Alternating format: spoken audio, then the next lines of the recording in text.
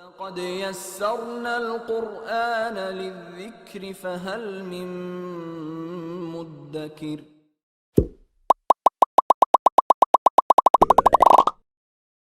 بسم الله الحمد لله والصلاة والسلام على رسول الله صلى الله عليه وسلم. Assalamu alaikum wa rahmatullahi wa barakatuh. Welcome back to Reading Easy. This is your brother Abu Muhammad. In the last lesson, we started the makharij al-huruf, the articulation points of the letters. We looked at the definitions of makharij al-huruf, how to pinpoint a makhraj of a letter, and we started one of the 5 areas where the sound of letters can come out from, which is al-jawf. Today we're going to look at the second and third area, second from the 5 and third from the 5 areas that the letters can come out from, which is Al-Khayshoom and Al-Shafataan. We're going to look at how many letters are in these areas, how many makhraj points, and how to correctly pronounce the letters. And also we're going to add to this is some of the mistakes that people make so that we avoid them. I have here number 1, Al-Khayshoom. Al-Khayshoom is at the nasal passage. So from here, from the nostrils going down, this is an area and a makhraj point. So one makhraj point inside this area. So nasal passage going down. This area down is when we pronounce mim and noon. When we pronounce mim and noon, there's a natural sound that automatically comes when we pronounce mim and noon. This sound is called al-ghunna, ghunna. This sound has different levels and different types, so inshallah we'll find out this later. But that natural sound is called al-ghunna. It is impossible to pronounce mim or noon without this sound coming down. So if you were to hold your nose and say mim, you're not going to be able to say it properly. Or noon. Why is that the case? Because there's a natural sound that comes through this area, through the nasal passage going down. Mim and noon. This doesn't mean that mim and noon, the articulation points are in the nostrils, not in the nostril, no. It means that the sound of mim and noon, there's a natural sound that flows with mim and noon. And this sound comes from here. This is called al-ghunna. So if I were to say عَمَّا يَتَسَاءَلُونَ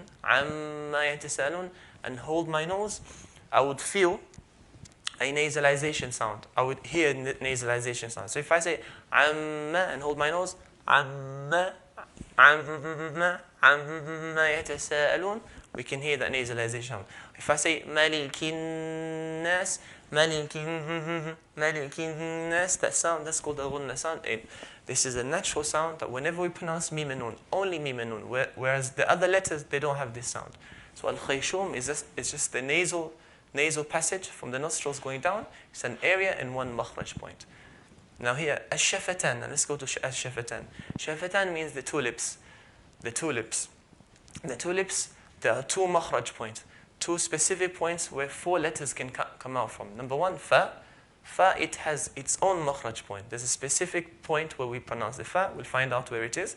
And waw, mim, and ba, this waw, mim, and ba shares 1 makhraj point. So 1 makhraj point for fa, another makhraj point for 3 letters.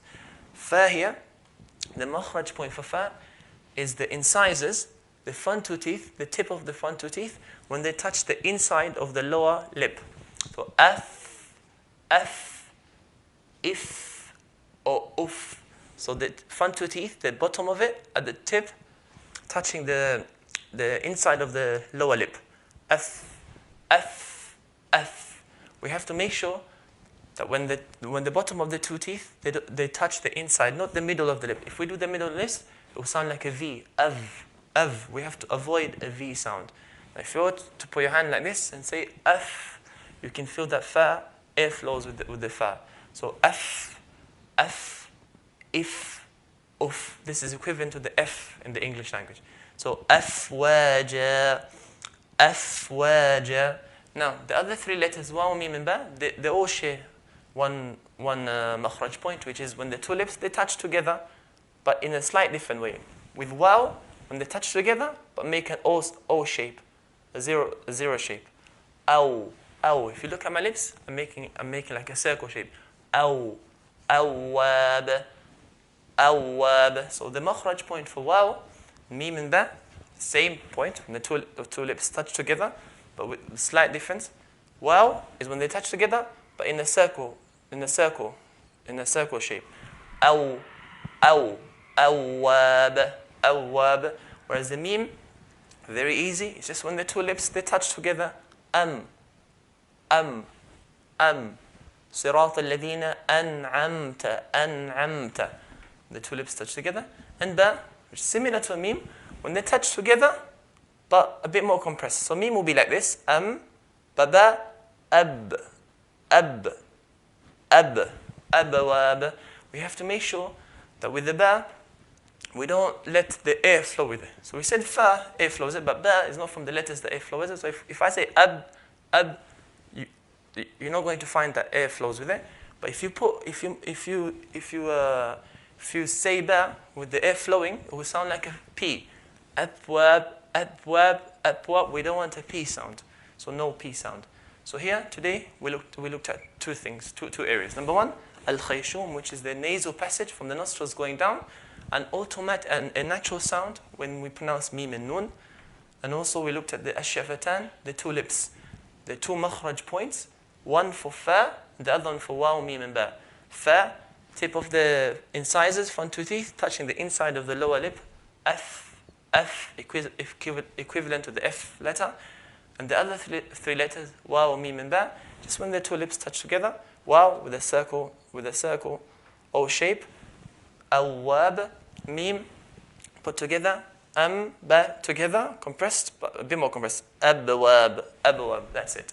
Inshallah, in the next lesson, we're going to look at the fourth area of the makharij al-huruf, which is al-halq, the throat letters. We find out how many makhraj points there are, how many letters, and some of the mistakes that people make, so we avoid them. Until then, jazakumullah khairan. Wassalamu alaikum wa rahmatullahi wa barakatuh.